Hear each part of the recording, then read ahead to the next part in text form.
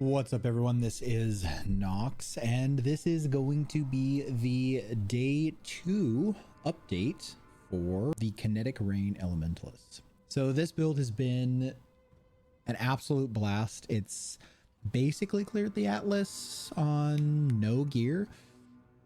It's a little squishy. It's, you know, topside build with very little defensive investment, so it's a little squishy. You can spend more than I did to invest into the character. All of the footage you're seeing in the background is basically a character that's 20 chaos, 25 chaos tops. 6 links are like 3 chaos. The wand that I was using, I got from the League mechanic and is like 10C. Very, very cheap gear overall. Very easy to put together and will get you into red maps pretty comfortably.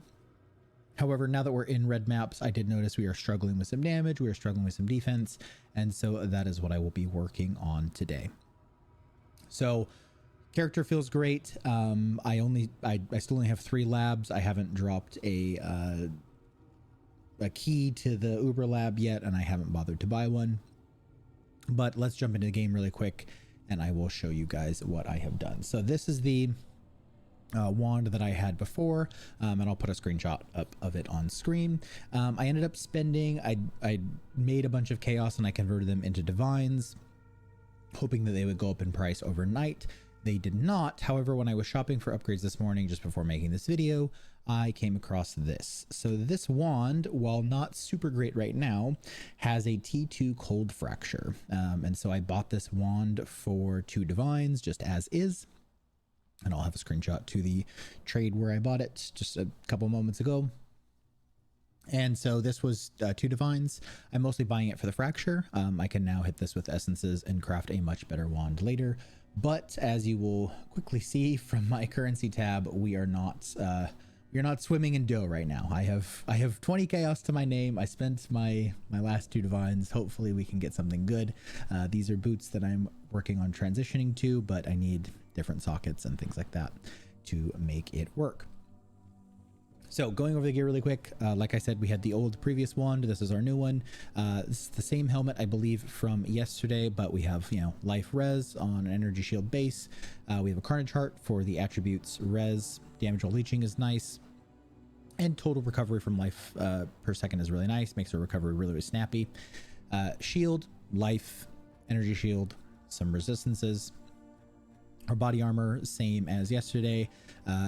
You know, 6 links are like 2-3C. That's what I bought this for. You can make them from the League mechanic yourself as well. I just got this one and colored it myself. In the path of building below, we still don't have Kinetic Rain or Kinetic Rain of Impact or any of the new wand bases, so you won't actually be able to see my gear. I'm just going to keep linking the previous setup. That was sort of like the plan of where I was taking the character.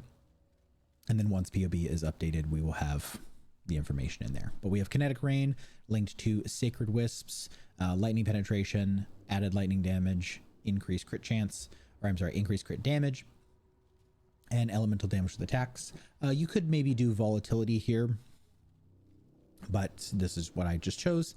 If you had 6 blue, you could do, I don't know, something else. Maybe Trinity if your damage was a little bit more even. Mine is not. It's pretty heavily favored towards lightning.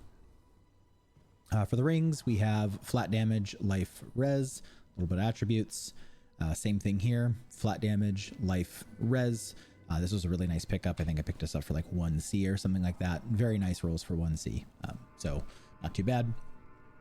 Doger's Tenure, big spell damage. Kinetic Rain, like most wand skills, gets bonus attack damage for spell damage. So we're at 150%. So this is 150% increased damage on gloves and a little bit of int. Eventually we'll transition to some flat damage, attack speed, gloves like that, but I wanted to sort of keep this on a shoestring budget for right now, and then we'll work on gloves with Eldritch Implicits and all of that. Belt is life and res, same thing as the day 1 video, and boots I believe are the same from the day 1 video. 25% increased movement speed, a little bit of life, a little bit of evasion. Just kind of kept them here because they were budget, and when I picked up these, I didn't have the sockets to switch over. I think I do now, looking at my character really quick, but so we can move these over. But this is what we have been playing with for our flasks. These are actually pretty important. So people come on the stream, they're like, Nox, I'm super squishy, what the hell is going on? I'm like just getting one shot all the time, feels like I'm always taking damage, blah blah blah. Okay, so flasks are pretty important. Jade flask like goes a long way. A jade flask goes a long way to just not being hit by every single thing in the world. Lets you leech back if you do get hit, so that's really helpful.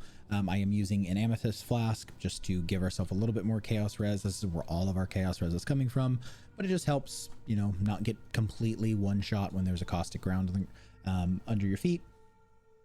And then onslaught and silver flasks just to zoom around. I'm getting bleed immunity from my life flask. I'm still not freeze immune. I think I do have a divine vessel, but I just haven't gone to do it. For the pantheons, we do have Brine King. We will eventually do the cannot be frozen. I'm going to have to run that map with the divine vessel just to do that. And then I'm doing Tukahama, additional physical damage reduction per second you've been stationary. That's really nice for the breach mechanic because you're kind of just like standing there holding down right click. And so it's nice to have that physical damage reduction. Pretty starter, pretty basic, pretty budget, again with the exception of the wand, but this is more of a day 3 or 4 wand that it will become, and just investing into it early. As far as my Atlas completion goes, we have killed Exarch. It was a pretty rough kill, to be completely honest with you. The single target was pretty bad. I should have upgraded my wand much sooner.